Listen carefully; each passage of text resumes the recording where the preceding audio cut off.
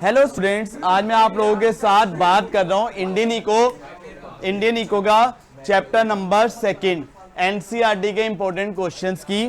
तो एनसीईआरटी के important questions की मैं बात कर रहा हूँ, सुनना। सबसे पहले एनसीईआरटी का सबसे इंपॉर्टेंट क्वेश्चन जो हमारे पास बनता है पेज नंबर 17 नोट्स का, या आपके पास अगर मेरी इंडियन इको की बुक है तो इंडियन इको की बुक में पीछे दिए हुए, ठीक है, ग्रोथ विद इक्विटी।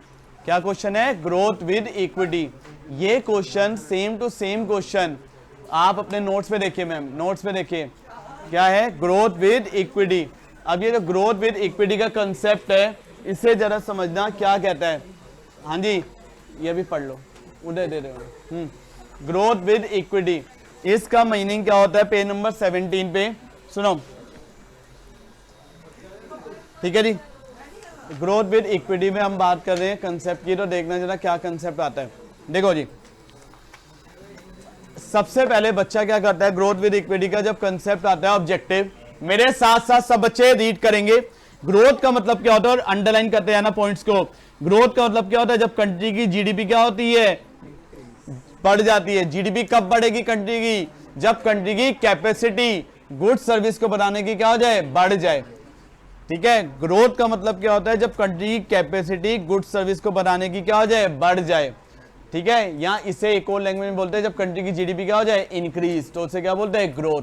क्या ग्रोथ में यही पॉइंट कवर होता है? नहीं, ग्रोथ में इस पॉइंट के साथ साथ देखो जी, ग्रोथ में इस पॉइंट के साथ साथ अगर हम बात करें, नेक्स्ट पॉइंट एक और कवर होता है, सपोर्टिंग स्ट्रक्चर। क्या बढ़ाता है? Supporting services. क्या बढ़ाता है? Supporting services. सर ये सपोर्टिंग सर्विस किसको कहते हैं? इंफ्रास्ट्रक्चर को। सपोर्टिंग सर्विस किसको बोलते हैं? इंफ्रास्ट्रक्चर को। तो बच्चों, ग्रोथ का मतलब क्या होता है? जब कंट्री की कैपेसिटी गुड सर्विस को बनाने की क्या हो जाए, बढ़ जाए। कंट्री की कैपेसिटी गुड सर्विस को बनाने की क्या हो जाए, बढ़ जाए, उसे क्या बोलेंगे, ग्रोथ।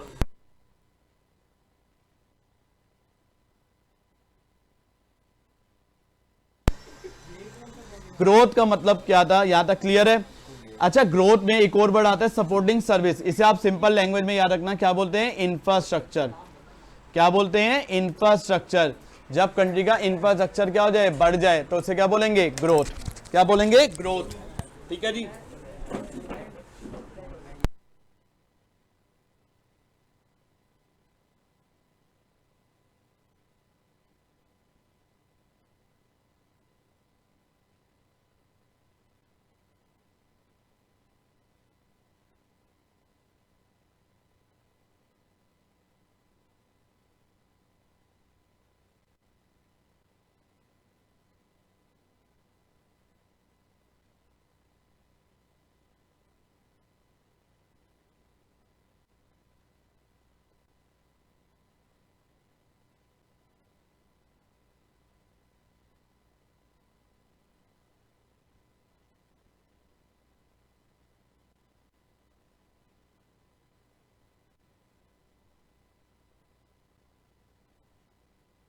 अच्छा बच्चों, ग्रोथ का मतलब क्या था?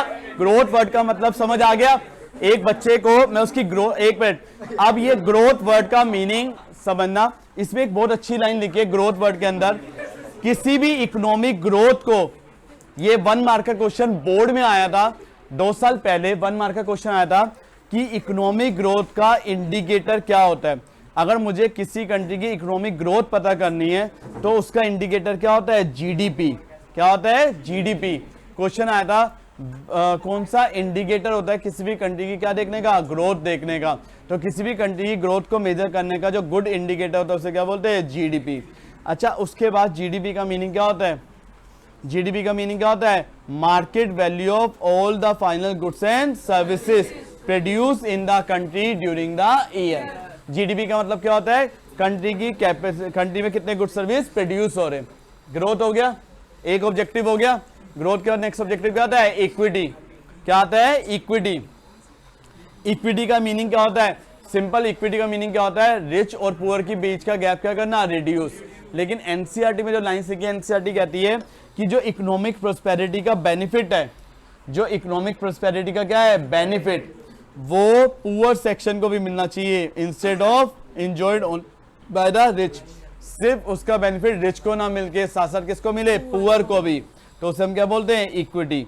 इक्विटी का मतलब क्या होता है, हर इंडियन अपनी बेसिक नीड्स को क्या कर पाए, फुलफिल कर पाए, उसे क्या बोलते हैं, इक्विटी। तो एक डिसेंट हाउस मिले, उसे एजुकेशन मिले, हेल्थ केयर मिले, तो वो क्या होगा, इक्विटी। इक्विटी कब पॉसिबल है, जब कंट्री में इनइक्वालिटी क्या होगी, रिड्यूस। क्या होगी, इनइक्वालिटी रिड्यूस। अच्छा, ये ऑब्जेक्टिव है ग्रोथ विद इक्विटी। क्या बढ़ाता है, ग्रोथ विद इक्विटी। अच्छा बच्चों, ग्रोथ विद इक्विटी का मतलब क्या होता है, सुनना। ग्रोथ विद इक्विटी का मतलब एनसीईआरटी में ना एक वर्ड और ये लिखा है, इक्विटेबल ग्रोथ। क्या वर्ड लिखा है, इक्विटेबल ग्रोथ। अगर देखो, ये मैं इसलिए इस पे ज्यादा फोकस कर रहा हूं क्योंकि आपके सैंपल पेपर में ये क्वेश्चन है 4 नंबर का, ठीक है जी। तो सैंपल पेपर का क्वेश्चन कहीं ना कहीं तो वो सेट करेंगे। तो अगर आपको ये वाला क्वेश्चन पूछते हैं तो इसके अंदर ना एक वर्ड लिख देना, इक्विटेबल ग्रोथ। इक्विटेबल ग्रोथ का मतलब कंट्री की जीडीपी बढ़ रही है और उसका बेनिफिट सब लोगों तक पहुंच रहा है, तो हम उसे बोलते हैं इक्विटेबल ग्रोथ। तो इसके अंदर आपने 2 ऑब्जेक्टिव कवर कर लिए। कौन कौन से ऑब्जेक्टिव कवर कर लिए, ग्रोथ और इक्विटी। कौन सा कर लिया, ग्रोथ और इक्विटी। अगला ऑब्जेक्टिव पढ़ो, कौन सा ऑब्जेक्टिव आता है अगला, सेल्फ रिलायंस। क्या वर्ड आता है, सेल्फ रिलायंस। जरा पढ़ना, सेल्फ रिलायंस का मतलब क्या होता है। देखो जी, सेल्फ रिलायंस का मतलब क्या होता है, सेल्फ रिलायंस वर्ड का मीनिंग क्या होता है, जो भी हम बाहर से इंपोर्ट कर रहे हैं वो इंपोर्ट ना करके कहां पे बनाए, इंडिया में, ठीक है जी। सेल्फ रिलायंस, ये ना क्वेश्चन पेपर में आया था, एक स्कूल के पेपर में आया। बताओ कौन से 5 ईयर प्लान में सेल्फ रिलायंस के ऑब्जेक्टिव को फोकस किया गया, ये एनसीईआरटी में लिखा है। फर्स्ट 7 5 ईयर प्लान ने किसको इंपॉर्टेंस दी थी, सेल्फ रिलायंस को। सेल्फ रिलायंस का मतलब क्या होता है, हमें हर चीज कहाँ बनानी चाहिए, इंडिया में। जो भी चीज हम इंपोर्ट कर रहे हैं वो इंपोर्ट ना करके कहाँ पे बनाए, इंडिया में। तो पढ़ के देखो इसकी लाइन क्या कहती है, avoiding import of those goods which could be produce in India itself. जो गुड्स कहाँ पे बन सकते हैं, इंडिया में, उसको इंपोर्ट ना करके कहाँ पे बनाओ, इंडिया में। जो भी गुड्स कहाँ पे बन सकते हैं, इंडिया में। लास्ट पे दे दे प्रत्यक्ष को, जो भी गुड्स, ठीक है जी। सुनो, जो भी गुड्स कहाँ पे बन सकते हैं, इंडिया में। सुनो जी, जो भी गुड्स क्या बन सकते हैं, इंडिया में, उसे कहां पे बनाना चाहिए, इंडिया में, ठीक है। जो भी, अवॉइड करो इंपोर्ट ऑफ दोस गुड्स, उन गुड्स का इंपोर्ट क्या करो, अवॉइड करो, जो कहां पे बन सकते हैं, इंडिया में। इससे बताओ हमें मेन सेल्फ रिलायंस का कीवर्ड्स याद रखना। कीवर्ड्स क्या है, अवॉइड करो import of those good which could be produce in India itself, ये मेन लाइन है सेल्फ रिलायंस की।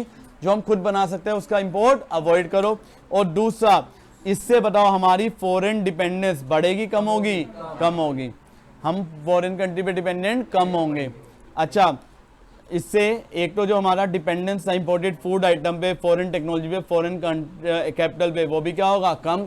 जब हमारा फॉरेन कंट्री के फॉरेन कैपिटल पे, फॉरेन टेक्नोलॉजी पे डिपेंडेंस कम होगी, तो इससे फॉरेन इंटरफेरेंस भी हमारी पॉलिसीज में क्या होगी, कम।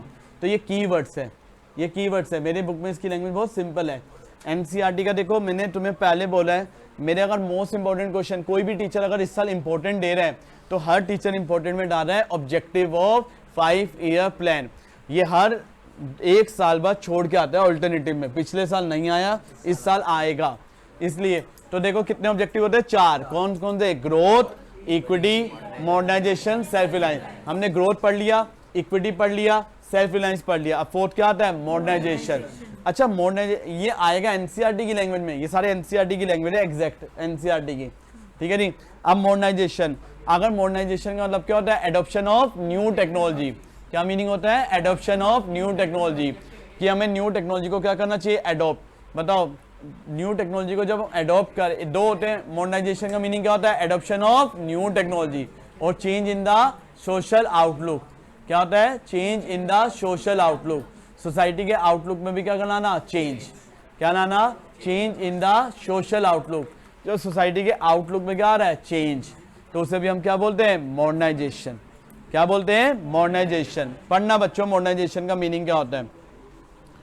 अगर हम मॉडर्नाइज करेंगे, नई टेक्नोलॉजी को एडॉप्ट करेंगे, तो बताओ इससे जॉब्स पे इफेक्ट आएगा कि नहीं आएगा, आएगा।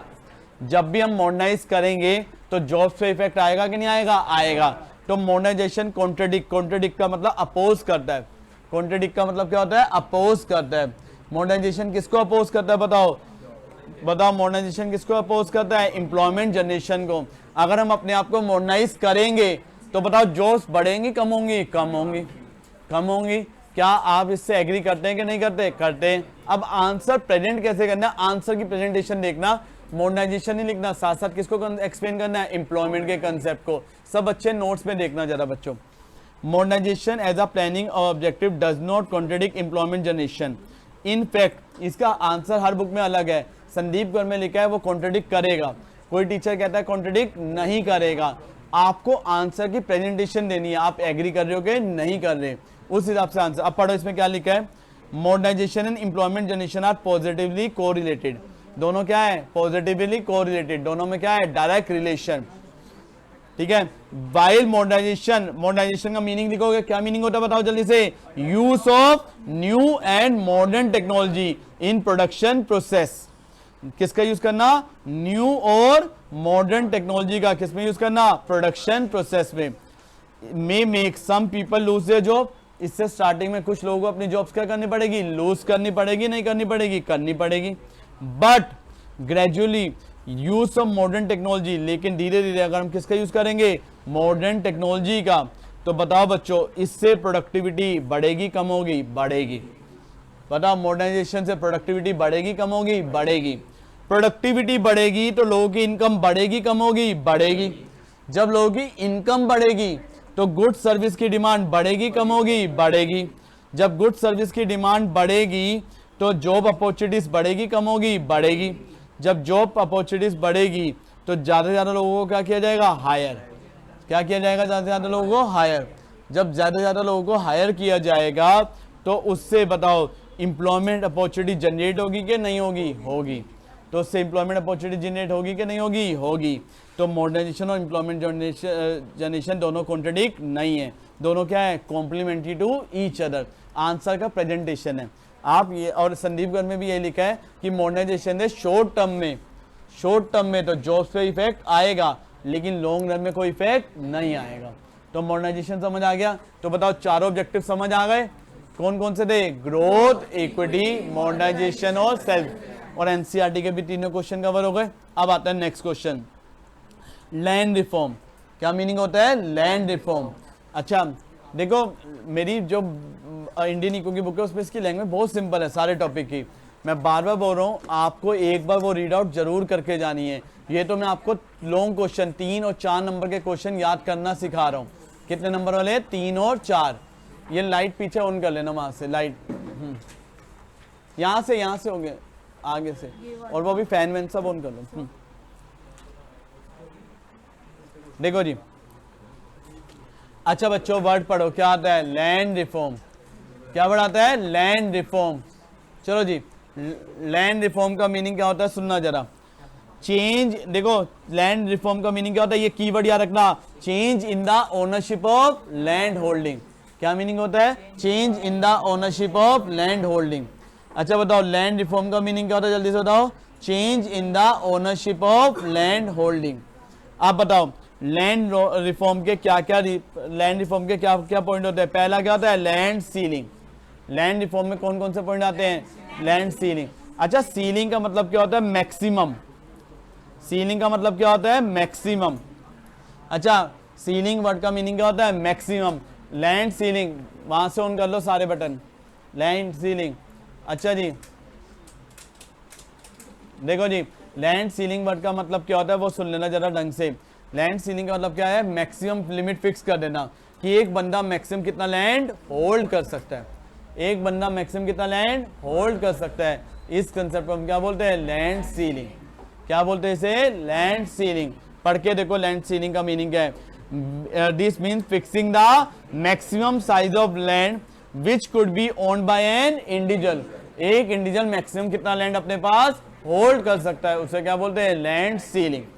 पर्पस क्या होता है बताओ लैंड सीलिंग का, पर्पस क्या होता है लैंड सीलिंग का। अगर गवर्नमेंट ने फिक्स कर दिया मैक्सिमम इतना लैंड ही कोई होल्ड कर सकता है तो उससे कंसंट्रेशन ऑफ लैंड नहीं होगा।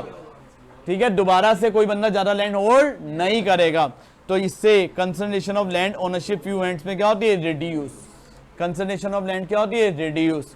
अगला वर्ड पढ़ो, एबोलिशन ऑफ इंटरमीडिएरीज। इंटरमीडिएरीज कौन होते हैं, जमींदार। कौन होते हैं इंटरमीडिएट, जमींदार, मिडल मैन। तो जब लैंड रिफॉर्म को इंट्रोड्यूस किया गया था तो जो मिडल मैन थे, जमींदार थे, उन्हें क्या किया गया था, एबोलिश। उनसे सारी जमीनें खरीद लेके किसको दी गई थी? फार्मर्स को, जो एक्चुअल में क्या कर रहा है? खेती कर रहा है। The abolition of intermediates means that 200 lakh tenant, ये मार्क कर लो पॉइंट, 1 मार्कर आया हुआ है। कितने lakh tenant? 200 lakh tenant. Tenant कौन होते हैं बताओ? किराएदार। टेनेंट कौन होते हैं? किराएदार। 200 लाख टेनेंट डायरेक्टली किसके कॉन्टेक्ट में थे? गवर्नमेंट के, जिनको फ्री किया गया था। जिनको किससे फ्री किया गया था? जो जमींदार क्या करते थे? एक्सप्लोटेशन। जमींदार क्या करते थे? एक्सप्लोटेशन करते थे, उनसे फ्री किया गया था। जमींदारी सिस्टम को क्या किया गया था? एबोलिश। कौन से ईयर तक पूरा एबोलिश किया गया था? 1951। तीसरा, टेनेंट ओनरशिप राइट। क्या बढ़ाता है? Tenant ownership right. टेनेंट किसको कहते हैं? किराएदार को। टेनेंट किसको कहते हैं? किराएदार को। किराएदार को लैंड का क्या बनाया गया था? ओनर। किराएदार को लैंड का क्या बनाया गया था? ओनर। टेनेंट ओनरशिप राइट पढ़ के देखो, इसमें क्या लिखा है? It give tenants the incentive. Tenant को क्या बना दिया गया था? ओनर। जब हमने टेनेंट को ओनर बना दिया था तो उससे जो टेनेंट है वो इंसेंटिव ले रहा था आउटपुट को बढ़ाने का, एग्रीकल्चर को ग्रोथ करने का। टेनेंट को क्या बना दिया गया था? ओनर। टेनेंट को क्या बना दिया गया था? ओनर। जब किसी को ओनर बना देंगे तो वो नई मशीनों का यूज करेगा नहीं करेगा? करेगा। जिससे बताओ इंडिया के एग्रीकल्चर को बेनिफिट होगा कि नहीं होगा? होगा। और इसमें कुछ बोला गया था कि आपको कुछ पैसे किसको देने पड़ेंगे? प्रीवियस ओनर को, और आप क्या बन जाओगे उस लैंड के? ओनर। यानी जो किराएदार है उन्हें क्या बना दिया गया था? लैंड के ओनर बना दिया गया था। तो 3 चीजें लैंड रिफॉर्म में आई थी। सबसे पहले बोलो, लैंड रिफॉर्म का मतलब क्या होता है? Change in the ownership of land holding. इसमें 3 चीजें आए थे। शॉर्ट फॉर्म क्या याद करने की? रैट। क्या है शॉर्ट फॉर्म? रैट। पहला आर से क्या था? Redistribution of land. इसमें क्या आता है? Land ceiling. लैंड सीलिंग का मतलब मैक्सिमम लिमिट फिक्स कर दी गई थी लैंड की, एक इंडिविजुअल कितना ओन करेगा। ये किस लिए किया गया था? ताकि कंसोलिडेशन ऑफ लैंड होल्डिंग ना हो। दूसरा, एबोलिशन ऑफ इंटरमीडिएट्स। क्या बता? Abolition of intermediates. Abolition of intermediates में क्या लिखा था? 200 लाख टेनेंट डायरेक्टली किसके कॉन्टेक्ट में थे? गवर्नमेंट के, जिन्हें क्या बनाया गया था? ओनर बना दिया गया था। और उन्हें क्या किया गया था? फ्री किया गया था। क्या किया गया था? फ्री किया गया था। Next, tenant ownership right. क्या वर्ड है? Tenant ownership right. टेनेंट को ओनर बना दिया गया था, जिससे वो इंसेंटिव ले पाएंगे किसको? आउटपुट को क्या करने का? इंक्रीज, एग्रीकल्चर की ग्रोथ। क्यों? अब वो ओनर है तो वो नए इनपुट्स, नई चीजों का क्या करेंगे? यूज। लेकिन कुछ स्टेट में बोला गया था आपको प्रीवियस ओनर को पैसे देने पड़ेंगे, तब आप उसके क्या बनोगे? ओनर। समझ आ गया? अब बच्चों एक चीज ध्यान रखना, लैंड रिफॉर्म में एक और क्वेश्चन बन सकता है, उसकी ड्रॉबैक, लिमिटेशन। लिमिटेशन में कुछ पॉइंट्स बता रहा हूं, एक चीज ध्यान रखना। लैंड रिफॉर्म की सबसे पहले लिमिटेशन मेरी बुक्स में अगर देखो तो याद करने की शॉर्ट फॉर्म क्या है? फाइल। क्या है? फाइल। सिर्फ आप हेडिंग भी याद कर लो, आपको तब भी हो जाएगा। फाइल में देखो सबसे पहले क्या लिखा था? Fourth legislation.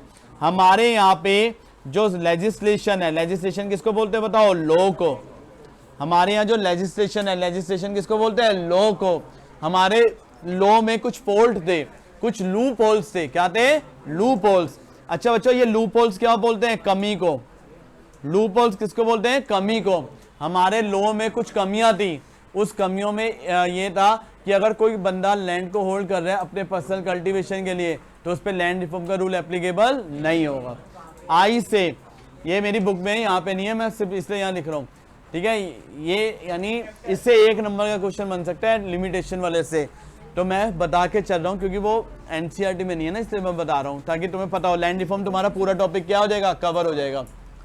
अच्छा नेक्स्ट पॉइंट देखो बच्चों, हाँ आई से पढ़ो, क्या था? आई से क्या था? Implementation delay. क्या था आई से? Implementation delay. हमारे यहाँ पे लोग बड़े बड़े लैंडलॉर्ड क्या करते थे, जैसे उन्हें पता चलता था उनके ऊपर लैंड रिफॉर्म का रूल एप्लीकेबल हो रहा है, यानी लैंड सीलिंग एप्लीकेबल हो रही है, वो क्या करते थे? कोर्ट में केस फाइल कर देते थे। कोर्ट में, और तुम्हें पता है इंडिया में कोर्ट में केस चला जाए अगर वो लैंड्स के डिस्प्यूट का होता है, बहुत लंबे सालों तक चलता है, तो इन बिटवीन वो लैंड अपने किसके नाम कर देते थे? रिलेटिव के, ताकि उनके ऊपर ये रिफॉर्म का रूल एप्लीकेबल ना हो। अब आता है नेक्स्ट एल से, ये इंपॉर्टेंट पॉइंट है, ये 1 मार्कर पेपर में आ चुका है। क्या पॉइंट आया था? Lack of political will. क्या वर्ड है? Lack of political will. Lack of political will में ये लिखा है कि इंडिया में 2 स्टेट्स ने इसे प्रॉपरली इंप्लीमेंट किया था। नाम याद रखना, कौन कौन सी, केरला और वेस्ट बंगाल। कौन कौन सी दो स्टेट थी, केरला और वेस्ट बंगाल। इसके अलावा इंडिया में किसी स्टेट ने लैंड रिफॉर्म को इंप्लीमेंट नहीं किया। याद रखना, दो स्टेट किसने इंप्लीमेंट किया था, केरला और वेस्ट बंगाल ने। और लास्ट पॉइंट ई से क्या था, एक्सप्लोटेशन। जैसे ही जमींदार को इंफॉर्मेशन मिल जाती थी कि उनके ऊपर लैंड रिफॉर्म का रूल एप्लीकेबल होने वाला है, वो क्या करते थे, फार्मर से लैंड लेके खुद कल्टीवेशन करना चालू कर देते थे ताकि उनके ऊपर लैंड रिफॉर्म एप्लीकेबल ना हो। तो ये प्रॉब्लम थी। सबसे मेन पॉइंट याद रखना, इंडिया में दो ही स्टेट ने इंप्लीमेंट किया था लैंड रिफॉर्म का। कौन कौन सी, वेस्ट बंगाल और केरला। बाकी किसी स्टेट ने इसे प्रॉपरली इंप्लीमेंट नहीं किया था। समझ आ गया लैंड रिफॉर्म? हाँ जी, एक क्वेश्चन में सारा समझ आ गया। अब आ जाओ नेक्स्ट क्वेश्चन, क्या आता है, ग्रीन रेवोल्यूशन। सबसे ज्यादा क्वेश्चन तुम्हें पता हो, इंडियन इको में एनसीईआरटी के सबसे ज्यादा क्वेश्चन कौन से चैप्टर में, सेकंड में 19 क्वेश्चन है। ठीक है, और मैंने यहाँ 12-13 रखे हैं क्योंकि इसके काफी क्वेश्चन इंपॉर्टेंट बनते हैं। देखो, इंडियन इको के पहले 3 चैप्टर के तो आप एनसीईआरटी कर लो, बार बार बोल रहा हूँ, पूरे हो जाएंगे। ठीक है, अगला क्वेश्चन पढ़ो भाई मेरे साथ साथ। हाँ, अगला क्वेश्चन फटाफट मेरे साथ साथ सब बच्चे पढ़ो जी।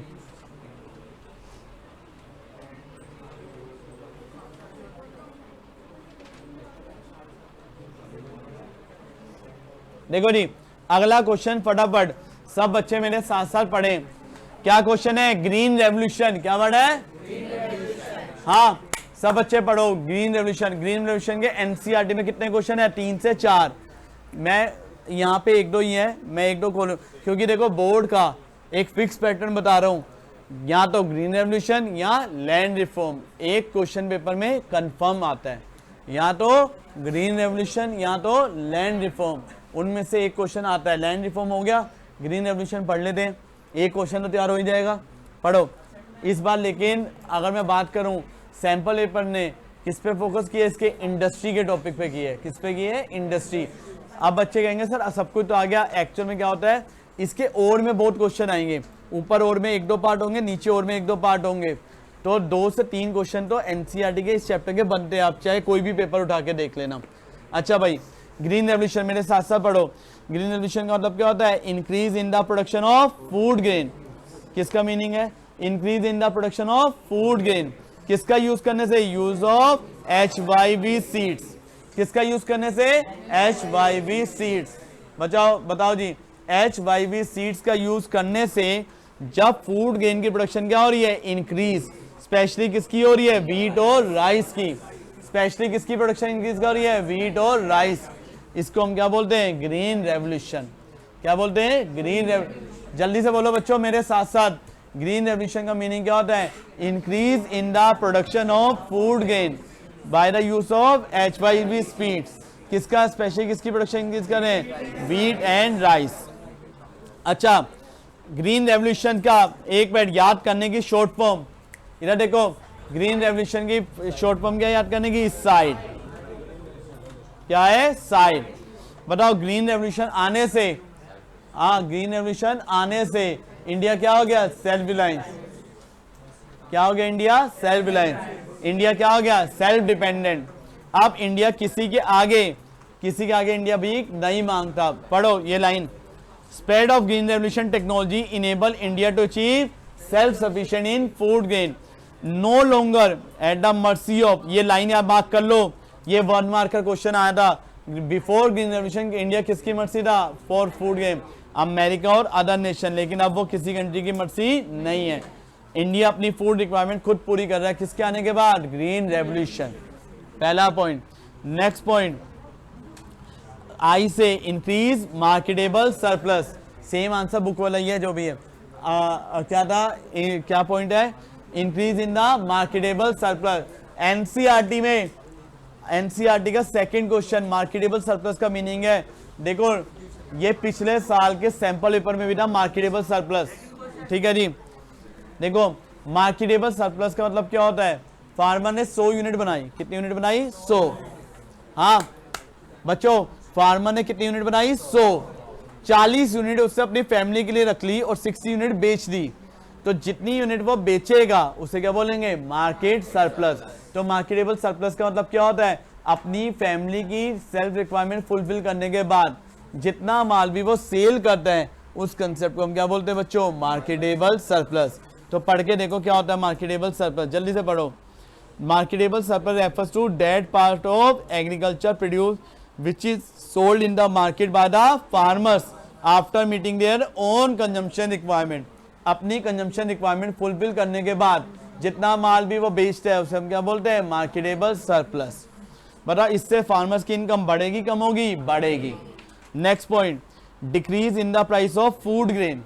क्या है, फूड ग्रेन। देखो जी जो फूड ग्रेन है, जितने भी क्या है फूड ग्रेन, बताओ फूड ग्रेन का प्राइस क्या हो गया, डिक्लाइन। फूड ग्रेन का प्राइस क्या हो गया, डिक्लाइन। बताओ जब किसी चीज की सप्लाई ज्यादा होगी, डिमांड कम होगी, तो उस चीज के प्राइस क्या हो जाएंगे, कम। ग्रीन रेवोल्यूशन आने के बाद वीट और राइस की प्रोडक्शन क्या हो गई, बढ़ गई। जब वीट और राइस की प्रोडक्शन क्या हो गई, बढ़ गई, तो उससे उसके प्राइस क्या हो गए, कम। जब प्राइस कम हो गए तो जो लो इनकम ग्रुप है उसे कम पैसा खर्च करना पड़ेगा, उसको बेनिफिट होगा, वो और चीजों को भी क्या कर सकता है, आप खरीद सकते हैं। Next, enable buffer stock.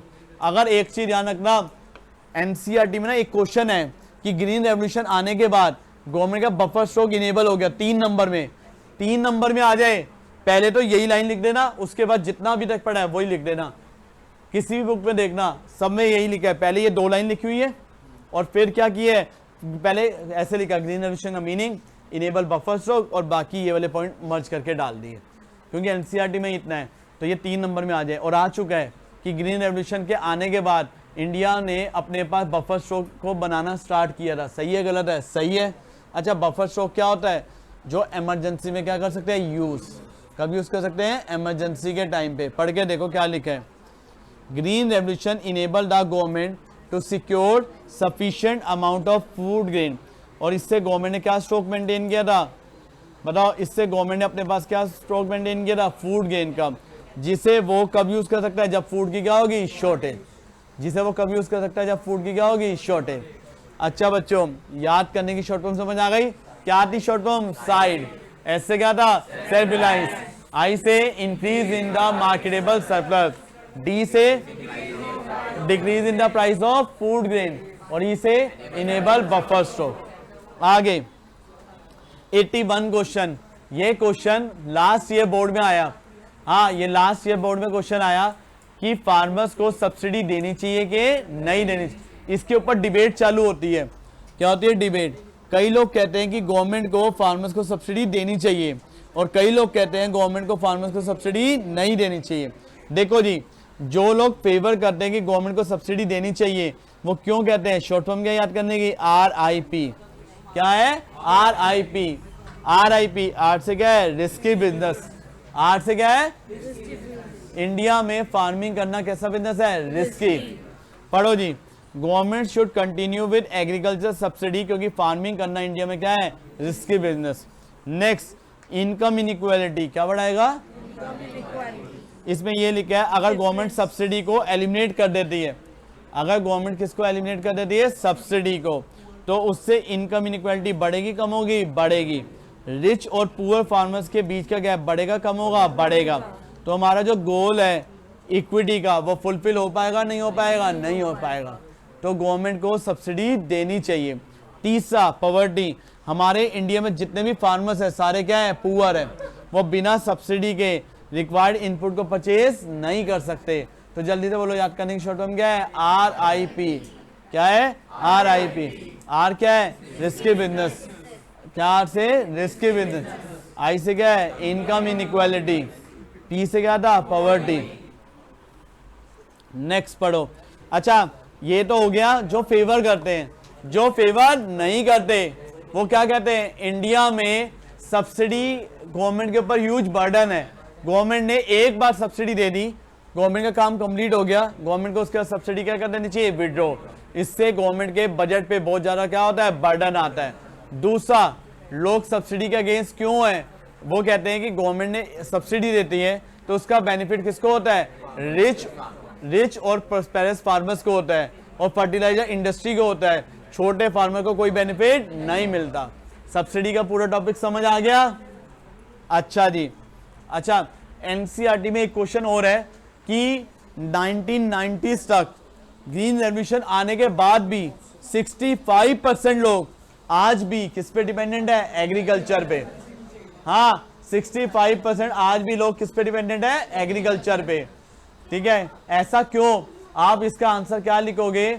इसका आंसर ये लिखोगे कि इंडिया में 3 सेक्टर होते हैं। कौन कौन से? एग्रीकल्चर, मैन्युफैक्चरिंग और सर्विस। ठीक है, इंडिया में मैन्युफैक्चर सर्विस सेक्टर इस पोजीशन में नहीं है कि एग्रीकल्चर सेक्टर के वर्कर्स को क्या कर पाए? एब्जॉर्ब कर पाए। इसलिए ग्रीन रेवोल्यूशन आने के बाद भी 65% लोग किस पे डिपेंडेंट है? एग्रीकल्चर। तो की लाइन समझ आ गई कि मैन्युफैक्चरिंग और सर्विस सेक्टर के लोगों को एब्जॉर्ब नहीं कर पा रहा। अच्छा सर, ग्रीन रेवोल्यूशन में तो आपने और बहुत चीजें बता रखी है, पैसे अटैक, ये वो 1 मार्कर के लिए। ये हम किसकी बात कर रहे हैं? थ्योरी क्वेश्चंस की, एनसीईआरटी के। तो इनमें ये थे। अब आ जाओ नेक्स्ट क्वेश्चन। बिल्कुल ये मेरी मेन बुक के क्वेश्चंस हैं। जिन्होंने मेरी मेन बुक पढ़ी हो, सेम टू सेम एक्सप्लेनेशन है, ध्यान रखना। वाई वाज पब्लिक सेक्टर, क्या वर्ड है? Why was public sector given a leading role in industrial development during the planning period. कहता है इंडस्ट्रियल सेक्टर को लीडिंग रोल क्यों दिया गया? सुनो, इंडस्ट्रियल सेक्टर को लीडिंग रोल क्यों दिया गया, इसका रीजन पूछ रहा है। तो आप आंसर कैसे लिखोगे वो सुनो। मेरी बुक में इसे याद करने की शॉर्ट फॉर्म क्या है? क्या शॉर्ट फॉर्म है? लूज, LOSC। एल से क्या होता है? Lack of incentive for private sector. Indian market उस टाइम पे इतनी बड़ी नहीं थी। आज पूरा वर्ल्ड इंडियन मार्केट को देखता है। क्यों? इंडिया की मार्केट सबसे बड़ी मार्केट है वर्ल्ड में, चाइना से भी बड़ी मार्केट। चाइना में इतने प्रोडक्ट नहीं बिकते जितने कहाँ बिकते हैं? इंडिया में। तो देखो जी, लेकिन उस टाइम पे प्राइवेट सेक्टर को इंडिया की मार्केट इतनी बड़ी नहीं लगती थी। वहाँ मार्केट का साइज क्या था? लिमिटेड था। और इंडस्ट्रियल गुड्स की डिमांड भी क्या थी? बहुत कम थी। तो प्राइवेट सेक्टर को इंसेंटिव नहीं था कि इंडिया में क्या करे? इन्वेस्ट करे। इसलिए इंडिया में सारा रोल किसको दिया गया था? पब्लिक सेक्टर को। एल समझ आ गया? एल से क्या था बताओ? Lack of incentive for private sector. Next word पढ़ो। ओ से क्या आता है? Objective of social welfare. क्या था उसे? Objective of social welfare. पढ़ो जी। स्टेट, अच्छा स्टेट किसको बोलते हैं बताओ? गवर्नमेंट को। स्टेट किसको बोलते हैं? गवर्नमेंट। कहता है गवर्नमेंट का पूरा कंट्रोल था हमारी इकोनॉमी पे। हाँ जी, गवर्नमेंट का क्या था? पूरा कंट्रोल था किस पे? हमारी इकोनॉमी पे। जब गवर्नमेंट का पूरा कंट्रोल था हमारी इकोनॉमी पे, तो जो ऑब्जेक्टिव है इक्विटी और सोशल वेलफेयर का, वो अचीव तभी होगा जब क्या होगा? गवर्नमेंट एंटर करेगी। इंडस्ट्री को कौन चलाएगी? गवर्नमेंट। तुम आज देखो जितनी भी गवर्नमेंट कंपनीज हैं वहाँ पे क्या होता है? कोटा होता है। ठीक है, SC, ST, OBC, EWS, physically handicap, बहुत सारे कोटा होते हैं, जिससे सोसाइटी के हर सेक्टर को क्या मिलता है? बेनिफिट मिलता है कि नहीं मिलता? मिलता है। तो इससे सोशल वेलफेयर बढ़ रहा है, कम हो रहा है? बढ़ रहा है। ठीक है। अच्छा, shortage of capital with private sector. उस टाइम पे इंडिया में जो प्राइवेट इंटरप्रेन्योर थे, जितने भी प्राइवेट सेक्टर थे, उनके पास इतना पैसा नहीं था कि वो बड़े बड़े प्रोजेक्ट्स को क्या कर पाए? हैंडल कर पाए। तो इसलिए गवर्नमेंट को आना पड़ा आगे। गवर्नमेंट ने बड़े बड़े वेंचर्स को क्या किया? स्टार्ट किया। अच्छा, आप लोग बताओ सबसे स्टेबल जॉब एग्रीकल्चर सेक्टर देता है, इंडस्ट्री देता है, मैन्युफैक्चर वो इंडस्ट्री देता है कि सर्विस सेक्टर? सबसे स्टेबल जॉब देता है मैन्युफैक्चरिंग इंडस्ट्री। सर्विस में तो जब नई टेक्निक आ गई जॉब से हार्ड देना पड़ता है, और एग्रीकल्चर में तो सबसे स्टेबल देता है और स्टेबल जॉब देता है। तो इसलिए किसको आना पड़ा? PSC उसको आना पड़ा। पढ़ो। इंडस्ट्री प्रोवाइड करता है एम्प्लॉयमेंट जो स्टेबल होता है एग्रीकल्चर के मुकाबले। तो इसलिए गवर्नमेंट ने इंडस्ट्री को प्रमोट किया, मॉडर्नाइज किया, ताकि इंडस्ट्री डेवलपमेंट हो और उनका जो एम्प्लॉयमेंट जनरेशन का प्रोग्राम है वो क्या हो पाए? लॉन्च। तो बताओ इंडिया में पब्लिक सेक्टर को लीडिंग रोल क्यों दिया गया? याद करने की शॉर्ट फॉर्म क्या है? लूज। एल से बोलो, पहला पॉइंट क्या था? एल से lack of incentive for private sector. क्या था? Lack of incentive for private sector. O से क्या था? Objective of social welfare. S से क्या था? Shortage of capital with private sector. और ई से एम्प्लॉयमेंट जनरेशन। अब आता है IPR। ये मार्क कर लो। पता नहीं मेरी इंटेंशन कह रही है IPR आएगा, आएगा भाई आएगा। मार्क कर लो जी, आएगा। लिखो जी IPR क्या होता है? Industrial policy resolution. क्या वर्ड है बच्चों? Industrial policy resolution. Industrial policy resolution कौन से में आया था? 1956। कब आया था? सबसे पहला आईपीआर कौन से में आया था? 1948। उसके बाद कौन से में आया था? 1956। अच्छा, इसमें क्या किया गया था याद रखना, सेकंड 5 ईयर प्लान में आया था। इसने किसको बिल्ड किया था? सोशलिस्ट पैटर्न ऑफ सोसाइटी के बेस को। किसको बिल्ड किया था? सोशलिस्ट पैटर्न ऑफ सोसाइटी को बिल्ड किया था। इस रेजोल्यूशन में क्या बोला था? इंडस्ट्री को 3 पार्ट में डिवाइड कर दो। किस में डिवाइड कर दो? 3 part, schedule A, schedule B, schedule C. यहाँ category A, category B, category C. अच्छा, कैटेगरी ए क्या है? हाँ पढ़ो, इसमें क्या लिखा है? कैटेगरी ए किसको बोलते हैं? कैटेगरी ए वो होती है जहां पे सारी की सारी इंडस्ट्री कौन चलाएगा? State. Category A, category A में कौन सी इंडस्ट्री आती है जो सारी की सारी कौन चलाएगा? स्टेट। कौन चलाएगा? स्टेट। याद रखना 17 इंडस्ट्री, कितनी इंडस्ट्री? 17 इंडस्ट्री इसमें इंक्लूड की गई थी। उस टाइम पे कितनी इंडस्ट्री थी? 17 इंडस्ट्री, जो किसके हाथ में दी गई थी? गवर्नमेंट। गवर्नमेंट का मतलब किसके? स्टेट। कौन कौन सी इंडस्ट्री थी बताओ? Arm and armaments, atomic energy, aircraft, oil, सारे गवर्नमेंट ने किसके कंट्रोल में दिया था? गवर्नमेंट के। शेड्यूल बी, शेड्यूल बी में वो इंडस्ट्री थी जो प्राइवेट सेक्टर किसके मिलकर साथ काम करेगा? स्टेट। शेड्यूल बी में कौन सी इंडस्ट्री थी जहां प्राइवेट सेक्टर मिलकर किसके साथ काम करेगा? स्टेट के साथ। इस शेड्यूल में 12 इंडस्ट्री को रखा गया था। कितनी? 12। कौन कौन सी? 12। Aluminium, fertiliser, mining industry. ठीक है जी।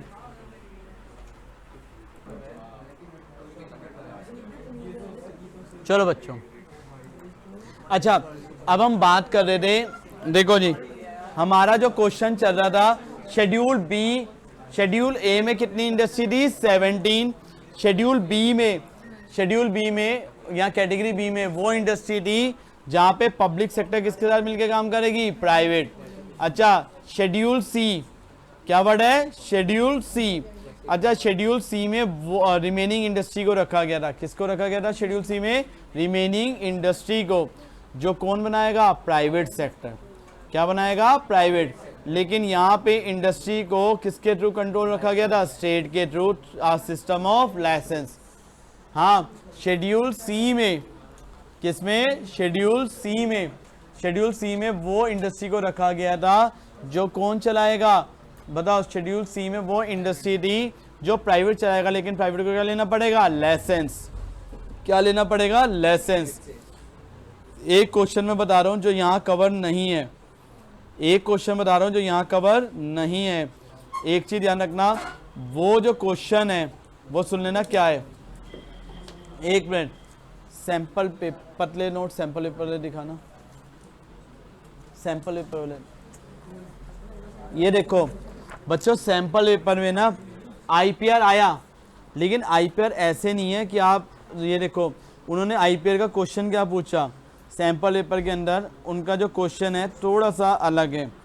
देखो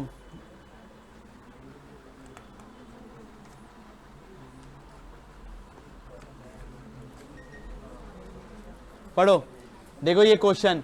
अब बच्चे क्या करेंगे? गधापंथी वाले बच्चे जो होंगे, गधे बच्चे, वो क्या करके आएंगे? देखो सैंपल पेपर में क्या है? Under the IPR 1956 in India, system of industrial licensing was introduced to promote regional equality, justify the given statement with valid argument. बच्चे यहाँ पूरा आईपीआर लिख देंगे, वो आईपीआर नहीं लिखना, यहाँ आईपीआर नहीं लिखेंगे। मैं बोल रहा हूँ सुन लो, यहाँ पे ये था क्वेश्चन में, ये बोला था आईपीआर जब आया था, आईपीआर जब आया था 1956 में, तो उस सिस्टम से इंडस्ट्रियल लाइसेंसिंग को इसलिए लाया गया था ताकि रीजनल इक्वालिटी को क्या किया जाए? प्रमोट। इंडस्ट्रियल लाइसेंसिंग को किस लिए लाया गया था? ताकि रीजनल इक्वालिटी को क्या किया जाए? प्रमोट। और पता है बच्चे इसमें क्या आंसर लिखेंगे? पूरा आईपीआर। यहाँ आईपीआर नहीं लिखना, आपको ये बताना था आईपीआर में इंडस्ट्रियल लाइसेंसिंग लाए थे, उससे रीजनल इक्वालिटी कैसे प्रमोट की गई थी। कीवर्ड्स याद रखना, गवर्नमेंट ने लाइसेंस उन्हीं को दिया था, गवर्नमेंट ने लाइसेंस उन्हीं को दिया था जो कहाँ पे यूनिट खोलेगा? बैकवर्ड एरियाज में। पहला याद रखना, कहाँ पे खोलेगा? बैकवर्ड ये।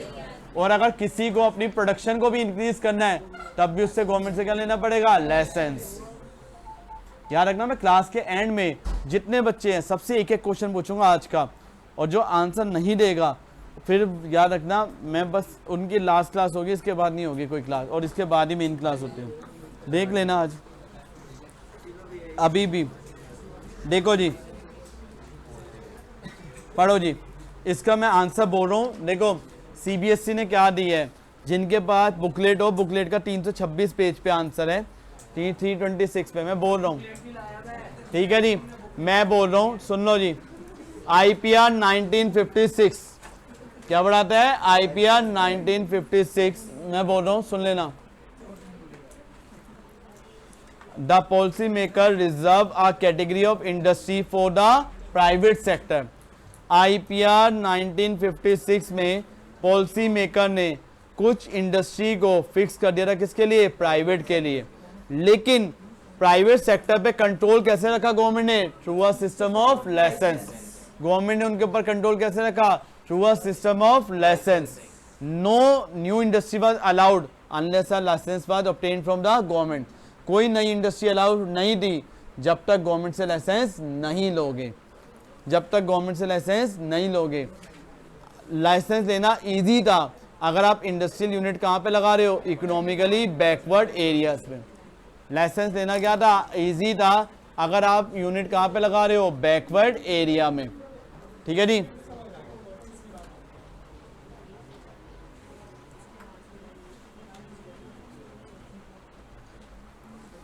देखो जी, ये सीबीएसई मार्किंग स्कीम का आंसर है, देखना जी क्या लिखा है। सीबीएसई मार्किंग स्कीम का आंसर क्या है, नहीं करने को पढ़ना कौन सा इन्होंने, पढ़ो जी। मैं बोल रहा हूँ, इधर देखना जरा बच्चों, देखो क्या लिखा है। Under the industrial policy resolution 1956 policy maker ने कैटेगरी रिजर्व कर दी, reserve category of industry for the private sector. Private sector की कैटेगरी क्या कर दी, फिक्स। हमने अभी पढ़ा आईपीआर। आईपीआर में क्या होता है, इंडस्ट्री को 3 पार्ट में डिवाइड करते हैं, schedule A, schedule B, schedule C. Schedule A में सारी इंडस्ट्री किसके हाथ में थी, स्टेट पब्लिक सेक्टर, 17 इंडस्ट्री थी। शेड्यूल बी में पब्लिक सेक्टर और प्राइवेट। शेड्यूल सी में प्राइवेट, लेकिन प्राइवेट को क्या लेना पड़ेगा, licence. How sector was kept under the state control, किसके थ्रू रखा, लाइसेंस के, किसके थ्रू रखा, licence. No new industry was allowed, कोई न्यू इंडस्ट्री अलाउड नहीं थी जब तक वो लाइसेंस ऑब्टेन नहीं कर लेते, किससे, गवर्नमेंट से। आगे, it was easier to obtain the licence, licence लेना इजी है अगर इंडस्ट्रियल यूनिट कहाँ पे एस्टेब्लिश कर रहे हैं, इकोनॉमिकली बैकवर्ड एरिया में। इन एडिशन यूनिट्स को क्या दिया गया, बेनिफिट दिए गए, टैक्स हॉलीडे दी गई, सब्सिडी दी गई, इलेक्ट्रिसिटी पे क्या दी गई, subsidy. Purpose of this policy was to promote regional equality. इस पॉलिसी को लाने का एक ही मोटिव था, क्या किया जाए, रीजनल इक्वलिटी को क्या किया जाए, प्रमोट। किसको प्रमोट किया जाए, रीजनल इक्वलिटी को। कोई दिक्कत तो नहीं है, हाँ जी, यहाँ तक कोई दिक्कत तो नहीं है। इसको हम क्या बोलते हैं, आईपीआर। आईपीआर समझ आ गया कैसे आएगा क्वेश्चन। अच्छा, अब इसके चॉइस में बच्चे सब इंडियन इको के कौन से क्वेश्चन याद करते हैं, एनसीईआरटी, बिल्कुल नॉर्मल। अब देखो उन्होंने सीबीएसई ने क्या किया, देखो मैं फर्स्ट चैप्टर का भी बता रहा हूँ, ये कितने नंबर का था, 3 नंबर का। 3 नंबर में क्या क्वेश्चन पूछ लिया, इतना आसान क्वेश्चन, लेकिन क्वेश्चन ये पूछा, बताओ कौन कौन से एस्टीमेट किए थे हमारे स्कॉलर ने नेशनल इनकम और पर कैपिटा इनकम को निकालने में ड्यूरिंग द कॉलोनियल रूल। तो देखो जी, इसका आंसर क्या था, तुमने याद किया होगा, फर्स्ट चैप्टर में पढ़ा होगा। Dadabhai Naoroji, William Digby, Findlay Shirras, VKRV Rao, RC Desai, इन सब ने एफर्ट्स किए थे किसके लिए, इंडिया की नेशनल इनकम को निकालने के। किस चीज के, इंडिया की नेशनल इनकम को निकालने के during the colonial era. Among this scholar सबसे इंपॉर्टेंट कंट्रीब्यूशन कितना था, VKRV राव। किसका कंट्रीब्यूशन है, VKRV राव। इन्होंने क्या बोला था, इन सब ने पर कैपिटा निकाली, इन्होंने क्या बोला कि इंडिया की जो ग्रोथ है वो कितने से हो रही है, लेस देन 2%। इंडिया की ग्रोथ कितने से हो रही है, लेस देन 2%। और इंडिया की पर कैपिटा आउटपुट कितने से है, 0.5। ये एनसीईआरटी के 2 क्वेश्चंस है। अगर किसी ने एनसीईआरटी के चैप्टर 1 के क्वेश्चन पढ़े हो तो दोनों चैप्टर के मर्ज करके ये आंसर बना। सब टीचर क्या लिखवा रहे हैं, इंडस्ट्री कर लेना, फॉरेन ट्रेड कर लेना, ऑक्यूपेशन। उन्होंने क्या पूछ लिया, ये पूछ लिया क्वेश्चन। ठीक है जी, समझ आ गया। अच्छा, अब इधर देखो, मैंने तुम्हें बताया ना, देखो इंडियन इको का एक क्वेश्चन क्या होगा, इस चैप्टर के 2 क्वेश्चन होंगे, एक तो ये हो गया, एक ये देखो,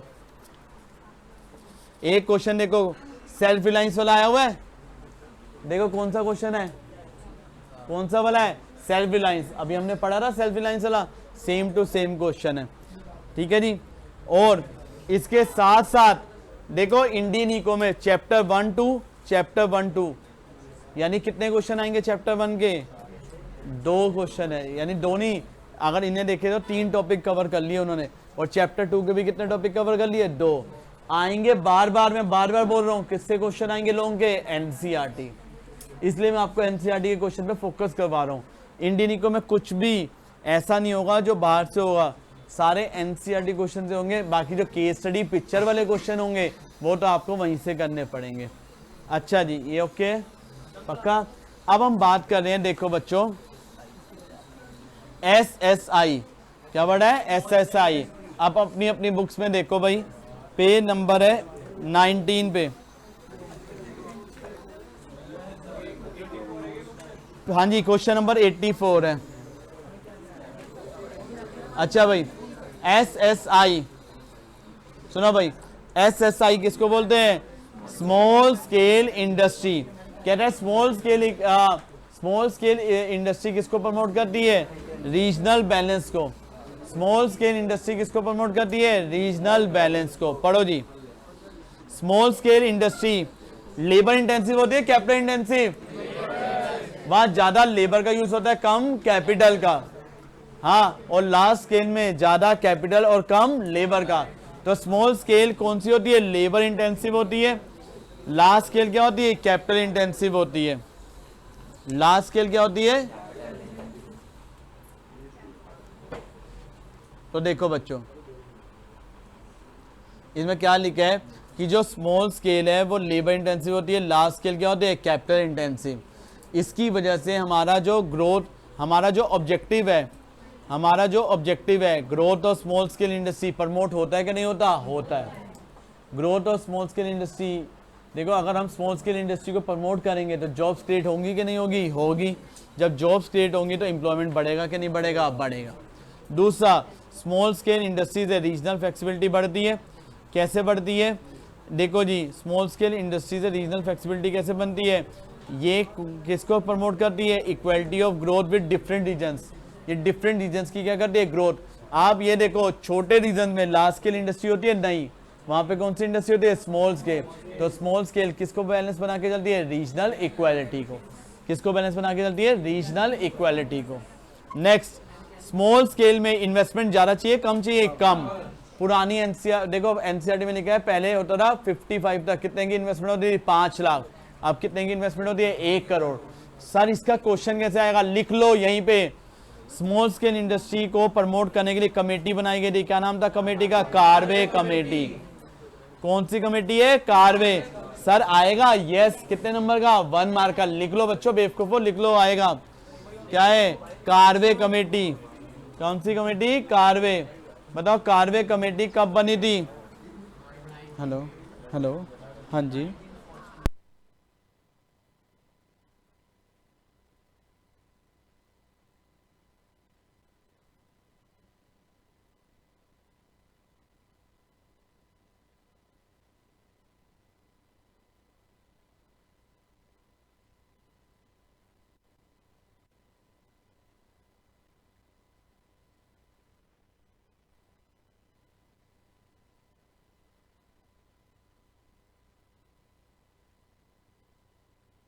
अच्छा बच्चों, स्मॉल स्केल, एक मिनट सुन लो भाई, स्मॉल स्केल में, अच्छा एक मिनट सुनो, स्मॉल स्केल को काम क्या नाम दिया गया, कार्वे कमेटी। क्या नाम दिया गया, कार्वे।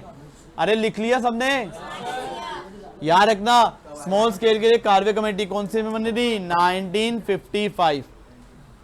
कौन से में बनी थी, 1955। कार्वे कमेटी कौन से में बनी थी, 1955। मैं बार बार बोल रहा हूं, ये भी एनसीईआरटी का क्वेश्चन है। एनसीईआरटी बैक क्वेश्चन पेपर कम आ रहा है। एनसीईआरटी बैक क्वेश्चन, कोई बच्चा मेरे को बाद में ना बोले, बार बार बोल रहा हूं, बार बार, ठीक है जी। कार्वे कमेटी कौन सी में थी? 1955। अच्छा, एक चीज और याद रखना, अगर वो आ जाए इंडस्ट्रियल पॉलिसी लेजिस्लेशन, एक वर्ड, अगर इंडस्ट्रियल पॉलिसी लेजिस्लेशन सबसे पहले कौन से में आया था? 1948। 1956 में सेकंड था, पहला कब आया था? 1948। 1 मार्कर आएगा। इंडस्ट्रियल पॉलिसी लेजिस्लेशन सबसे पहला फर्स्ट कौन से में था? 1948। फर्स्ट आईपीआर कौन से में था? भाई लिख ले, आएगा तभी बोल रहा हूं। फर्स्ट आईपीआर कौन से में था? 1948। अब आगे लास्ट, एक मिनट, ये इस चैप्टर का लास्ट क्वेश्चन है। देखो जी, इंपोर्ट सब्स्टिट्यूशन, क्या वर्ड है? Import substitution. सुनो बच्चों, इंपोर्ट सब्स्टिट्यूशन किसको प्रोटेक्ट करता है? डोमेस्टिक इंडस्ट्री को। अच्छा बच्चों सुनो भाई, इंपोर्ट सब्स्टिट्यूशन का मीनिंग क्या होता है? हाँ, इंपोर्ट सब्स्टिट्यूशन का मीनिंग क्या होता है? जो भी चीज हम बाहर से इंपोर्ट कर रहे हैं, इंपोर्ट ना करके कहां पे बनाए? इंडिया में। सुनो भाई, इंपोर्ट सब्स्टिट्यूशन का मतलब क्या होता है? जो भी हम बाहर से इंपोर्ट कर रहे हैं, इंपोर्ट ना करके कहां पे बनाए? इंडिया में। उसके सब्स्टिट्यूट से उसे क्या किया जाए? रिप्लेस। सेल्फ रिलायंस में क्या था? जो भी हम इंपोर्ट कर रहे हैं वो इंपोर्ट ना करके कहां पे बनाए? इंडिया में। इंपोर्ट सब्स्टिट्यूशन मतलब जो भी बाहर से इंपोर्ट कर रहे हैं उसका सब्स्टिट्यूट कहां पे देखें? इंडिया में। इसका एक और नाम लिख लो, क्या होता है? यहाँ लिखा हुआ है इनवर्ड लुकिंग ट्रेड स्ट्रेटेजी। क्या बोलते हैं? Inward looking trade. पेपर में क्वेश्चन आया था, इंपोर्ट सब्स्टिट्यूशन पॉलिसी किसको प्रोटेक्ट करने के लिए बनाई गई थी? डोमेस्टिक इंडस्ट्री को। किसको प्रोटेक्ट करने के लिए बनाई गई थी? Domestic industry. पढ़ो जी, इंपोर्ट सब्स्टिट्यूशन पॉलिसी किसको प्रोटेक्ट करने के लिए बनाई गई थी? Domestic industry. इसमें हमने क्या किया था? रिप्लेस किया था, सब्स्टिट्यूट किया था जो भी हम इंपोर्ट कर रहे हैं, किससे? डोमेस्टिक प्रोडक्ट से। यानी हम जो भी बाहर से इंपोर्ट कर रहे हैं, जो भी चीज हम बाहर से क्या कर रहे हैं? इंपोर्ट, उसको किससे सब्स्टिट्यूट किया गया था? डोमेस्टिक प्रोडक्ट से। ठीक है जी, बताओ, जब हम इंपोर्ट सब्स्टिट्यूशन लेके आए थे, इससे फॉरेन कंपटीशन बढ़ा था, कम हुआ था? कम हो गया था। बाहर देखो जी, इंपोर्ट सब्स्टिट्यूशन में 2 तरीके लेके आए थे हम, एक टैरिफ, एक क्या लेके आए थे? टैरिफ, और एक क्या लेके आए थे? Non tariff barrier. हाँ, एक क्या लेके आए थे? टैरिफ बैरियर, और एक क्या लेके आए थे? Non tariff barrier. हाँ जी, इंपोर्ट सब्स्टिट्यूशन पॉलिसी में हम 2 तरह के बैरियर लेके आए थे, एक टैरिफ और एक क्या थे? Non tariff. टैरिफ का मतलब क्या था? टैक्स। बाहर की जितनी आइटम है उन पे क्या लगा दिया था? टैक्स, ताकि उनके प्रोडक्ट क्या हो जाए? कॉस्टलियर, और बाहर के लोग प्रोडक्ट ना खरीदे। कौन से ले? डोमेस्टिक। यूएसए, तुम बार बार देख लोगे रोज ट्रम्प क्या कह रहे हैं? टैरिफ वॉर करेगा, टैरिफ वॉर। टैरिफ वॉर में क्या करेगा? जितना दूसरी कंट्री उस पर टैक्स लगा रहे उतना यूएसए टैक्स लगाएगा। तो यूएसए में इंडियन प्रोडक्ट सस्ते होंगे, महंगे हो जाएंगे? महंगे। लोग इंडियन प्रोडक्ट को कम खरीदेंगे। ऐसे इंडिया ने बाहर के इंपोर्ट को रोकने के लिए क्या लगाया था? टैरिफ। और दूसरा होता है नॉन टैरिफ बैरियर। क्या होता है? नॉन टैरिफ बैरियर को कोटा बोलते हैं। कोटा मतलब लिमिट फिक्स कर देना। क्या फिक्स कर देना? लिमिट, कि आप बाहर से इतना इंपोर्ट कर सकते हैं, इससे ज्यादा इंपोर्ट नहीं कर सकते। इससे क्या होगा? फॉरेन कंपटीशन बढ़ेगा, कम होगा? कम। ठीक है, और डोमेस्टिक इंडस्ट्री इस पोजीशन में आ जाएगी कि क्या कर पाएगी? कॉम्पीट। किससे कॉम्पीट कर पाएगी? फॉरेन कंपटीशन से। डोमेस्टिक इंडस्ट्री इस पोजीशन में आ जाएगी कि क्या कर पाएगी? कॉम्पीट कर पाएगी। नेक्स्ट, इससे फॉरेन एक्सचेंज बचे बताओ, इससे फॉरेन एक्सचेंज बचेगी कि जाएगी? बच जाएगी।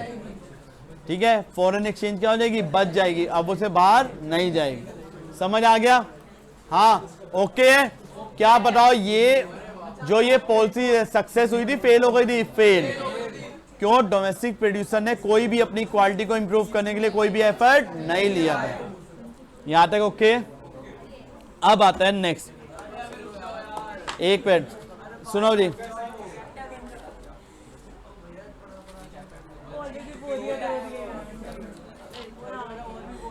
चलो, ह्यूमन कैपिटल के 4 ही क्वेश्चन है, 4 क्वेश्चन करवा रहा हूं बस।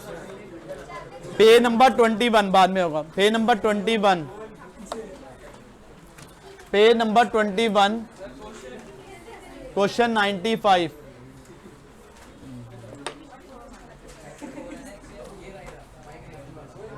पे नंबर, हाँ पे नंबर 95 पे क्वेश्चन नंबर क्या है, पे 21 पे क्वेश्चन नंबर 95।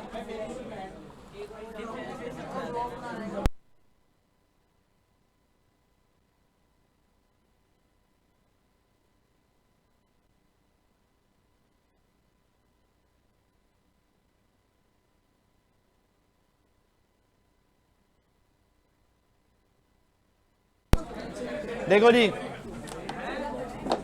सुनो, सब समझा दिया, पूरा समझाया था, रीड भी करवाया था यहाँ से। सुनो जी, हाँ सोर्स, सुनो भाई, एक बच्चे ने डाउट पूछा लाइसेंस राज क्या होता है सेकंड चैप्टर में। अभी हमने पढ़ा था आईपीआर का लाइसेंस, कि अगर उसे बैकवर्ड एरिया में यूनिट खोलना है या प्राइवेट सेक्टर कोई भी इंडस्ट्री खोलनी है, क्या लेना पड़ेगा, लाइसेंस। इसे क्या बोला था, परमिट लाइसेंस सिस्टम। अगर उसे अपने बिजनेस को एक्सपेंड भी करना है तब भी क्या लेना पड़ेगा, लाइसेंस। और लाइसेंस के थ्रू गवर्नमेंट ने किसको कंट्रोल किया था, प्राइवेट सेक्टर्स को। और अगर कोई बंदा बैकवर्ड एरिया में यूनिट खोलता है तो उसे लाइसेंस देना क्या था, इजी। ठीक है जी। अच्छा सुनो भाई, ह्यूमन कैपिटल फॉर्मेशन, चलो जी, ह्यूमन कैपिटल फॉर्मेशन,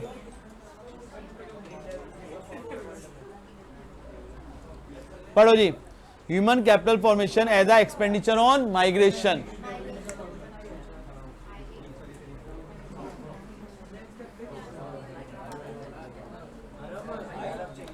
चलो बच्चों,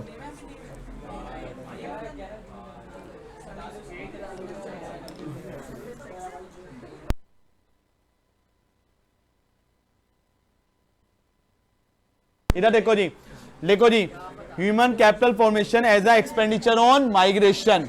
क्या वर्ड है, as a expenditure on migration. पढ़ना जी, पीपल माइग्रेट होते हैं वन प्लेस टू अनदर, लोग माइग्रेट होते हैं एक जगह से दूसरी जगह पे, किसके लिए, हायर सैलरी के लिए। किसके लिए, हायर सैलरी के लिए। अनएम्प्लॉयड पीपल माइग्रेट होते हैं रूरल एरिया से कहां पे, अर्बन एरिया में, किसके लिए, जॉब की सर्च। और टेक्निकली क्वालिफाइड लोग, इंजीनियर, डॉक्टर माइग्रेट होते हैं अदर कंट्रीज में हाईयर सैलरी के लिए। कहते हैं माइग्रेशन का बेनिफिट तभी होगा जब कॉस्ट ऑफ ट्रांसपोर्टेशन और cost of living migrated place की ज्यादा हो जितना तुम्हारा खर्चा है। अगर तुम्हें माइग्रेशन से बेनिफिट तभी होगा जब तुम्हारी सैलरी ज्यादा रेट से बढ़ी हो जितना तुम्हारा क्या है, खर्चा, तभी माइग्रेशन का बेनिफिट है, अदरवाइज कोई बेनिफिट नहीं है। तुम्हें पता ही है, एक चीज ध्यान रखना, ह्यूमन कैपिटल फॉर्मेशन के सोर्सेस 5 होते हैं, हेल्थ, एजुकेशन, एच टाइम था, health, training, information, migration, education. इस वजह से एक पॉइंट आना है, माइग्रेशन हमने पढ़ लिया। अगला पॉइंट देखो, अगला पॉइंट क्या आता है, एजुकेशन। कौन सा है, एजुकेशन। अगर बच्चों इस चैप्टर में कुछ समझ ना आए, हाँ इस चैप्टर में कोई पॉइंट समझ ना आए, एजुकेशन वाला पॉइंट सब में लग जाता है, इसे ढंग से पढ़ लो, ये इस चैप्टर की काफी लाइंस बनाने में हेल्प करेगा। पढ़ो जी, एजुकेशन पढ़ो जी, क्या लिखा है, economics has stressed the need for, economics किस पे स्ट्रेस दे रहे हैं, expanding education opportunity in a nation.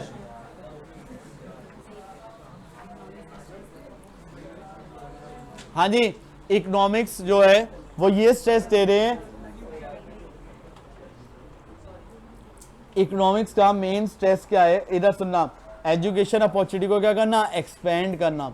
जितनी एजुकेशन अपॉर्चुनिटी एक्सपेंड होगी उतना बताओ डेवलपमेंट प्रोसेस बढ़ेगा कम होगा, बढ़ेगा।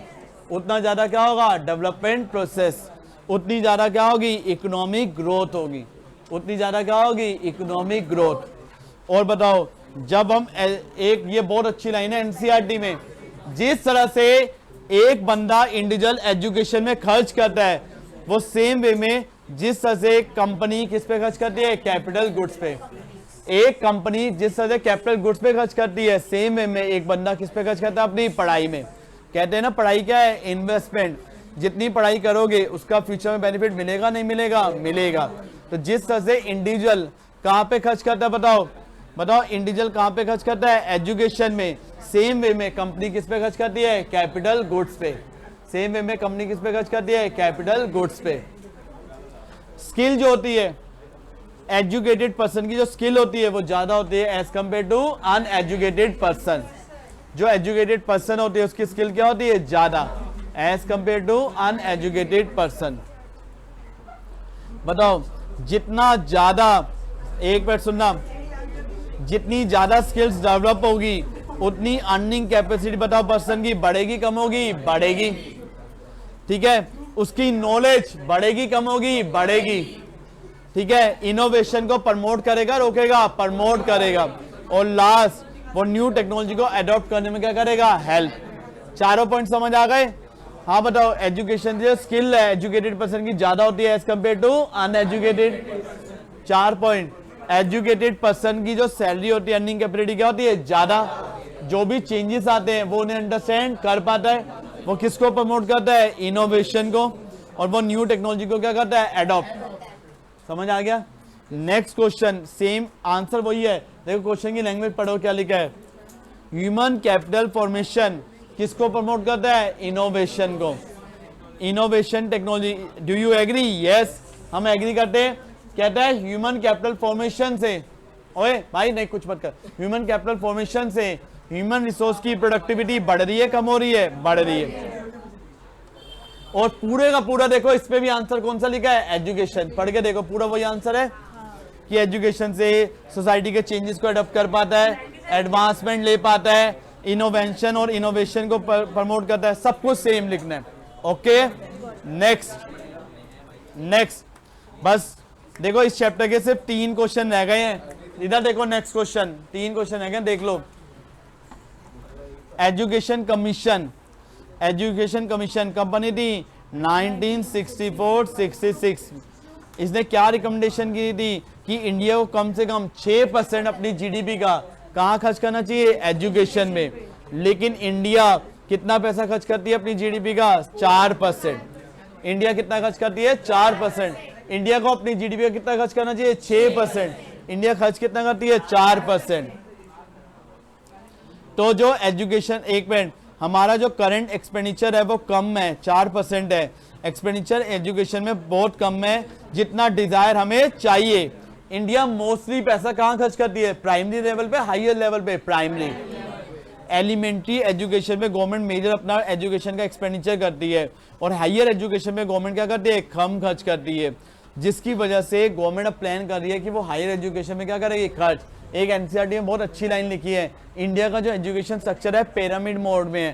पिरामिड मोड का मतलब क्या है, हम प्राइमरी में तो बहुत पैसा खर्च करते हैं, फिर मिडल पे खर्च करते हैं, लेकिन जो पैसा बचता है कॉलेजेस यूनिवर्सिटी के लिए वो क्या बचता है, कम। आप एक चीज देखो, कितना कंपटीशन है इंडिया में 12th के बाद गवर्नमेंट कॉलेज में एडमिशन लेने।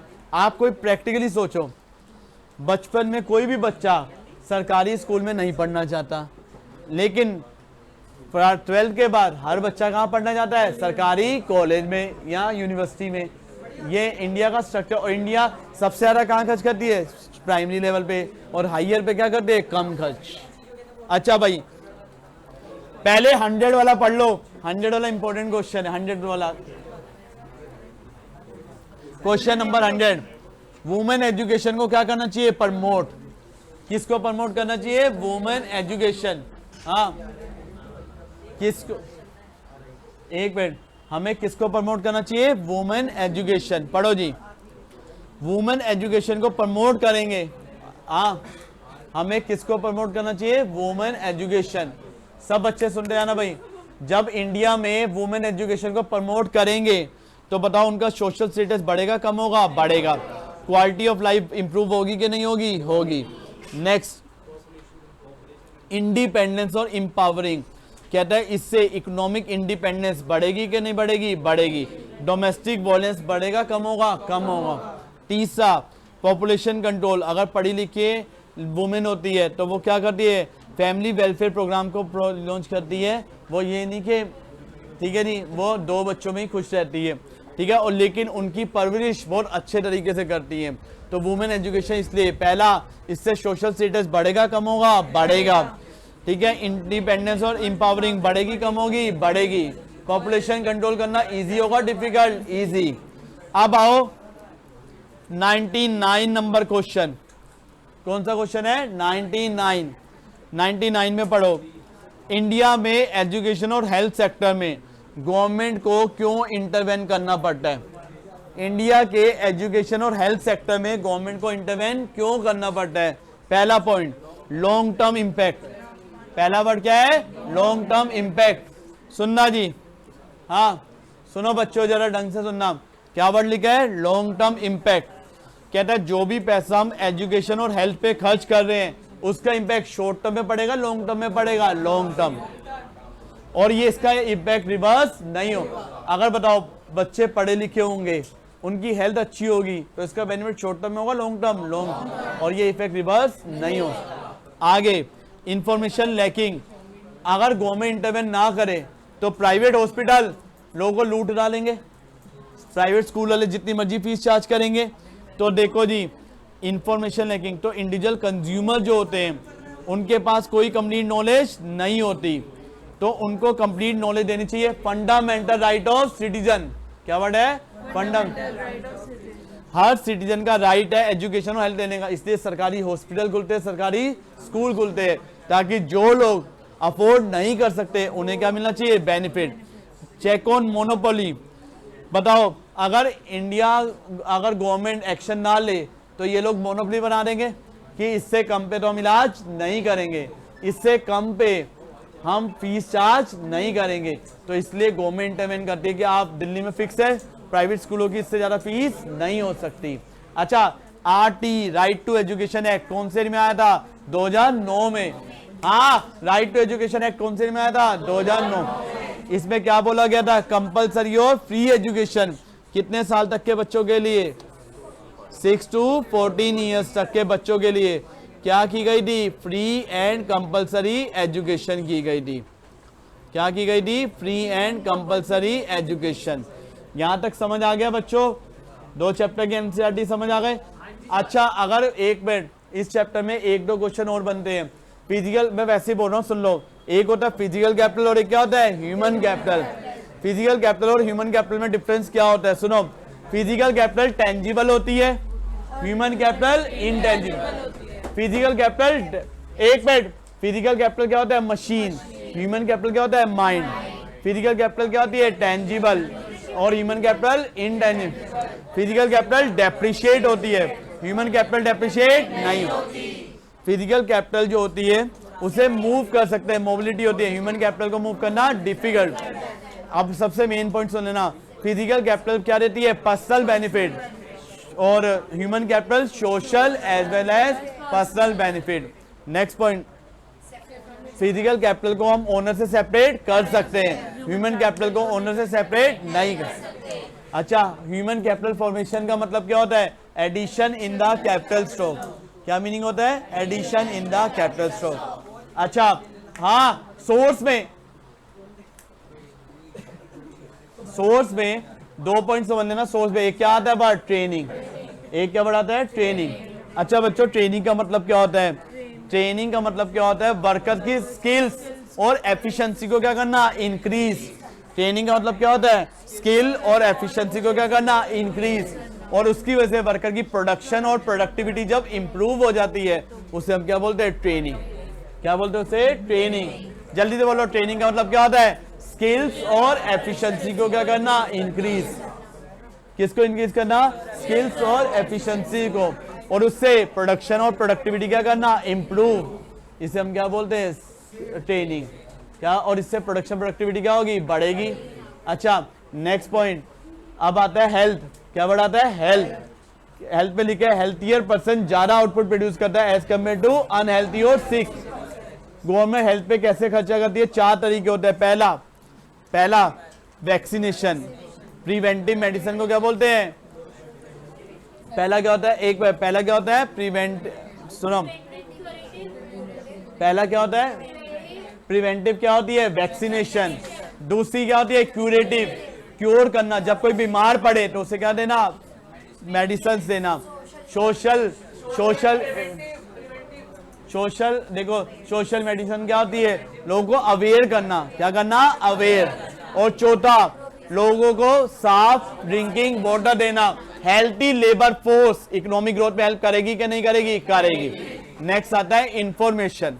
क्या बढ़ाता है? इंफॉर्मेशन। देखो इंफॉर्मेशन क्या कहती है कि जितना, देखो इंफॉर्मेशन का मीनिंग ये होता है कि हर पर्सन को, हर कंपनी को इंफॉर्मेशन में क्या करना चाहिए, खर्च करना चाहिए। इंफॉर्मेशन एक सोर्स होता है ह्यूमन कैपिटल का। अगर हमारे पास सही इंफॉर्मेशन होगी, हम सही क्या ले पाएंगे, डिसीजन मेकिंग। सही डिसीजन मेकिंग होगी तो उसका बेनिफिट मिलेगा, नहीं मिलेगा, मिलेगा। लेकिन इंफॉर्मेशन का बेनिफिट तभी है जब अब उससे ज्यादा रेवेन्यू जनरेट कर पाए। याद रखना, आप लोग अब इंफॉर्मेशन ले रहे हो, फॉर्म कैसे बनना है, कॉलेज कैसे अप्लाई करने हैं, वो क्या है, इंफॉर्मेशन। इसके लिए आप खर्च करने के लिए भी तैयार हो, क्योंकि इंफॉर्मेशन आपके लाइफ के लिए क्या बहुत इंपॉर्टेंट डिसीजन है, क्रूशियल डिसीजन है। यहां तक क्लियर है? अच्छा, इस चैप्टर में एक वर्ड होता है ह्यूमन कैपिटल और एक क्या होता है, ह्यूमन डेवलपमेंट।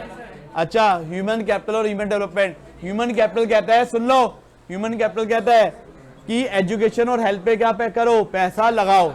एजुकेशन और हेल्थ पे क्या लगाओ, पैसा लगाओ, और उससे प्रोडक्टिविटी क्या हो रही है, बढ़नी चाहिए। एजुकेशन और हेल्थ पे क्या लगाओ, पैसा लगाओ, लेकिन उससे प्रोडक्टिविटी क्या होनी चाहिए, बढ़नी चाहिए। अगर उससे प्रोडक्टिविटी नहीं बढ़ रही तो वो हेल्थ एजुकेशन हमारे लिए अच्छा नहीं है। लेकिन ह्यूमन डेवलपमेंट क्या कहता है, हम ह्यूमन डेवलपमेंट क्या कहता है, हम हेल्थ और एजुकेशन में पैसा लगा रहे हैं, चाहे प्रोडक्टिविटी बढ़े चाहे ना बढ़े, हमें उससे मतलब नहीं है। ह्यूमन कैपिटल नैरो कंसेप्ट है, human development wider. Human capital कहता है अगर प्रोडक्टिविटी बढ़ गई तो इसका मतलब वो एंड है। लेकिन ह्यूमन डेवलपमेंट क्या कहता है, हमने हेल्थ एजुकेशन में पैसा लगाया, उससे लोगों का स्टैंडर्ड ऑफ लिविंग क्या हो गया, बढ़ गया, तो वो हमारे लिए क्या है, एंड है। यहां तक क्लियर है? अच्छा, इस चैप्टर में एक चीज, एजुकेशन को देखने के इंडिकेटर क्या होते हैं, क्या होते हैं इंडिकेटर। पहला होता है एडल्ट लिटरेसी रेट, हमारे यहाँ कितने एडल्ट पढ़े लिखे हैं। फिर होता है प्राइमरी कंप्लीशन रेट, कितने बच्चों ने प्राइमरी कंप्लीशन रेट की है, यानी कितना लोग राइट रीड करना जानते हैं। और तीसरा क्या होता है, तीसरा क्या होता है, नहीं, तीसरा एक वो था यूथ लिटरेसी रेट, कितने लोग पढ़े लिखे हैं। 3 इंडिकेटर याद रखना। अच्छा, अगर कोई भी क्वेश्चन आ जाए, ह्यूमन कैपिटल का इकोनॉमिक ग्रोथ के साथ कैसे रिलेशन है, डायरेक्ट। ह्यूमन कैपिटल फॉर्मेशन बढ़ेगी तो इकोनॉमिक ग्रोथ बढ़ेगी, कम होगी, बढ़ेगी। यहां तक क्लियर है? अच्छा, ओके ना सर। एक मिनट, इसके 1 मार्कर क्वेश्चन फटाफट एक बार 1 मार्कर देख लो। पेज नंबर देखो बच्चों, सबसे पहले एक मिनट, सबसे पहले सेकंड चैप्टर के 1 मार्कर, पेज नंबर है, page number 50, page number 50 question number 79, page number 50 question number 79। हाँ जी,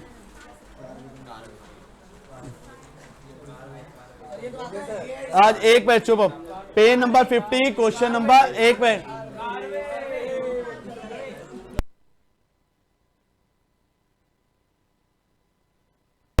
सुनो जी, कौन सी कमेटी थी स्मॉल स्केल इंडस्ट्री के लिए, कारवे।